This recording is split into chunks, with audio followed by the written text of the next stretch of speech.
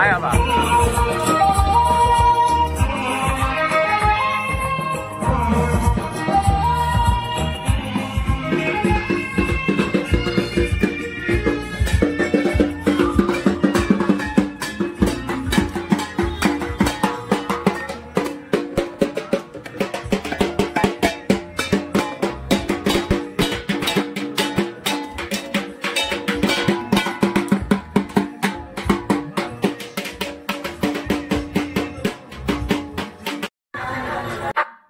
চলে আসলাম আবারও একটি ভিডিও নিয়ে।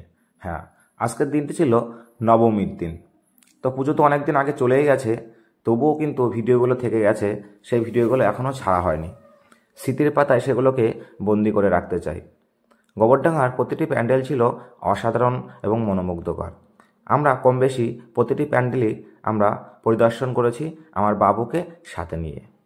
আমার বাবুর খুব ইচ্ছা ছিল একদিন গোবরডাঙ্গাতে আসবে। বনগাঁয় ইচ্ছা ছিল, কিন্তু বনগাঁতে আমি বাবুকে নিয়ে যেতে পারিনি, কিন্তু গোবরডাঙ্গাতে আমি বাবুকে নিয়ে এসেছি। এটা ছিল গড়পড়ার প্যান্ডেল। অসাধারণ কারুকার্যে পরিপূর্ণ এই প্যান্ডেলটি অসাধারণ হয়েছে। ভিতরের কারুকার্য সত্যিই দেখার মতন। বাইরে থেকে আমি আগেই চিত্রটি দেখিয়েছি এবং এবার ভিতরের যে সুন্দর কারুকার্য সেটা আমি দেখানোর চেষ্টা করছি আমি আমার ভিডিওর মাধ্যমে। দুর্গাপুজো মানেই বাঙালির আবেগ, ইমোশন সব কিছুই জড়িয়ে থাকে। দুর্গাপুজো শেষ হবার 365 দিন আমরা আবারও অপেক্ষা করি মায়ের আগমনের জন্য। যেদিন মা বিদায় নেয়, সকলের চোখে অশ্রুতে ভরে ওঠে। তবুও আমরা অশ্রু ভরা চোখে আমরা 365 দিন অপেক্ষা করতে থাকি মায়ের আগমনের অপেক্ষায়। তো আগেই বলেছিলাম প্যান্ডেলের ভিতরটি অসাধারণ কারুকার্যে পরিপূর্ণ, সেটাই আমি আমার ভিডিওর মাধ্যমে দেখানোর চেষ্টা করছি। এবং মায়ের প্রতিমার তো কোনো তুলনাই হয় না, মা মাই হয়। এবার এখান থেকে চলে গেলাম আমরা বাবুপাড়ার দিকে। এখানের প্যান্ডেলটিও ছিল অসাধারণ। প্রত্যেকটি মণ্ডপে আমি পরিদর্শন করার চেষ্টা করেছি এবং প্রত্যেকটি মণ্ডপের যে ভিডিও আমি আমার মুঠোবন্দি ফোনের মধ্যে বন্দি করার চেষ্টা করেছি। ওম গণেশায় নমঃ। গোবরডাঙ্গাতে মানুষের ভিড় ছিল চোখে দেখার মতো। তবে আমরা যে সময় গিয়েছিলাম সে সময় ভিড় একটু কম ছিল। আমরা ফিরে আসার সময় মানুষের ভিড় অনেক অনেক বেশি পরিমাণে ছিল, কারণ আমরা একটু বিকালবেলাতেই গিয়েছিলাম। যেতে যেতে সন্ধ্যা হয়ে গিয়েছিল, তো সন্ধ্যায় মানুষের ভিড় একটু কমই ছিল, কারণ বাবুকে সাথে করে নিয়ে যাওয়া জন্যই আমরা সকাল সকাল বেরিয়েছিলাম। এই যে আমার বাবু এবং আমার শালা বাবু। চলে গেলাম পাশেরই একটি মণ্ডপে, সেটিও ছিল অসাধারণ। সুতো এবং অন্যান্য উপাদান দিয়ে তৈরি করা হয়েছে এই মণ্ডপটি। আমি কাছ থেকে দেখানোর চেষ্টা করলাম।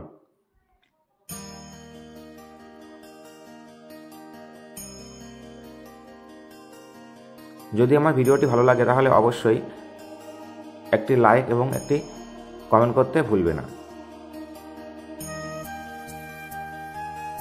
প্রথমে ঢুকে দেখি শিবলিঙ্গ। বাবাকে প্রণাম করে আমরা মায়ের মণ্ডপে প্রবেশ করলাম।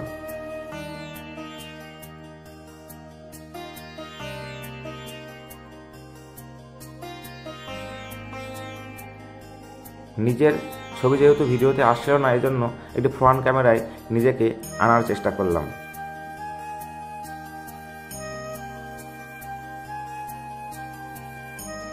মায়ের প্রতিমা, ভিতরের কারুকার্য ছিল অসাধারণ।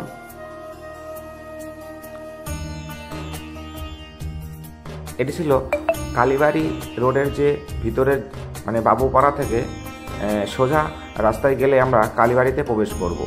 এটা হলো কালীবাড়ির মণ্ডপ। সম্পূর্ণ মণ্ডপটি একটি স্টেশনের আদলে তৈরি করা হয়েছে। বেলগাছিয়া ট্রেনের একটি মডেল এখানে রাখা হয়েছে।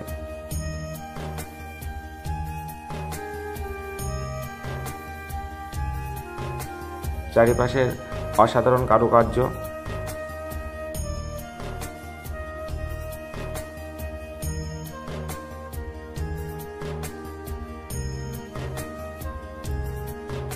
যারা যারা মণ্ডপগুলি দেখেনি তারা অবশ্যই আমার ভিডিওর মাধ্যমে দেখে কিছুটা হলেও মনে শান্তি পাবে যে মণ্ডপটি কেমন হয়েছিল। এটা ছিল গোবরডাঙ্গায় যেবার বুর্জ খালিফা হয়েছিল সেখানেরই একটি মণ্ডপ। প্রত্যেকটি ক্লাবের নাম আমার সঠিকভাবে মনে নেই বা আমি দেখার চেষ্টা করিনি, কারণ আমরা খুব তাড়াতাড়ি গিয়ে এবং তাড়াতাড়ি বেরিয়ে আসার চেষ্টা করেছি। বাবুকে নিয়ে গিয়েছিলাম, আগেই বলেছি। তারপর রাস্তায় আস্তে আস্তে দেখলাম এবং প্রত্যেকটি যে দল সুন্দর লাগছিল এবং আমি সেগুলোকে ভিডিও ক্যাপচার করার চেষ্টা করলাম এবং আমার সোনা মায়ের জন্য ভিডিও একটি কিনে নিলাম। তারপর আমরা পাশে চলে গেলাম কুলফি খাওয়ার জন্য।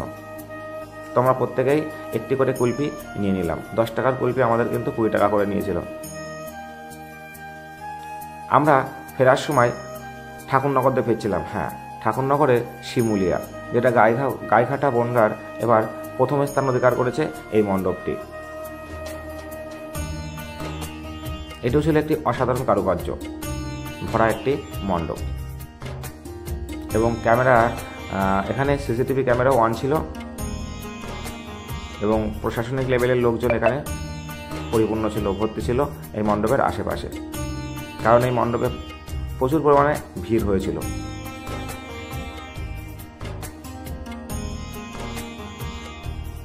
প্রত্যেকটি মণ্ডপের ভিতরের কারুকার্য অসাধারণ এবং চোখে ধরার মতো। মায়ের প্রতিমা,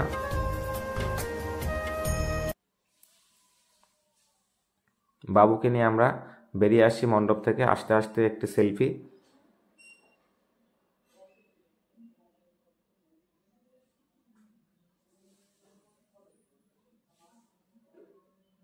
বাইরে আসার পথে আমরা দেখতে পেলাম আরও একটি রাস্তায় মণ্ডপ। আমরা রাস্তায় বাইকটি দাঁড় করিয়ে আমি এটিরও ক্যামেরাবন্দি করার চেষ্টা করলাম। Thank you for watching.